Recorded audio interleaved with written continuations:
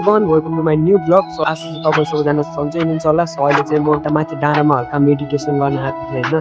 हल्का त्यो कुराहरू हुन्छ नि धेरै थियो, त्यही भएर भ्रमणलाई चाहिँ एकछिन डाँडामा आएर बस्दिएको थिएँ होइन। गीत सुन्दै आरामले बस्दिएको थिएँ र यो डाँडामा आउँदाखेरि यो ओह्रालो चाहिँ लास्ट पनौती बन्यो होइन, किनकि मेरो एयरफोनै चुट्यो। एयरफोन चाहिँ कसरी चुट्याएको थियो भन्दाखेरि सायद हुन त मेरै गल्ती थियो, केही छैन त्यही नै।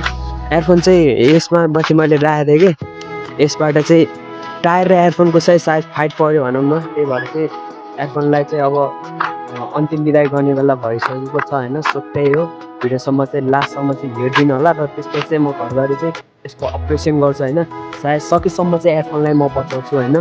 अब एयरफोनलाई त्यत्तिकै मर्न त दिन्न होइन, किनकि यसमा नि हल्का मेरो लस हुन्छ नि त। साइकल र एयरफोनको त के लस के प्रफिट होइन, दुइटै बराबर हो। सो तर मेरो लागि चाहिँ लस हुन्छ, उनीहरूको लागि त त्यही हो, इक्वल हो। फाइनली एयरफोनको चाहिँ अपरेसन अनसक्सेसफुल भएको छ होइन। सो एयरफोनलाई चाहिँ मैले जोडेको थिएँ तर एयरफोनले चाहिँ काम गर्न पुरै छोडिसकेको थियो।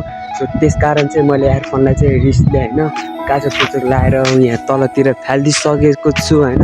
सो त्यही हो, अब चाहिँ त्यो एयरफोन गएर नि मलाई दुःख त थोरै थोरै लागिरहेको छ होइन। एडिटिङ गर्दाखेरि हल्का मजा आउँथ्यो कि।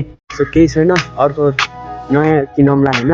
सो त्यही हो, यो चाहिँ मेरो च्यानलमा चाहिँ लङ फर्स्ट भिडियो होइन। सो त्यही हो, तपाईँहरूले यो भिडियो हेर्दै हुनुहुन्छ भने च्यानललाई लाइक र सब्सक्राइब गर्नु चाहिँ नभुल्नु होला। सो त्यही हो।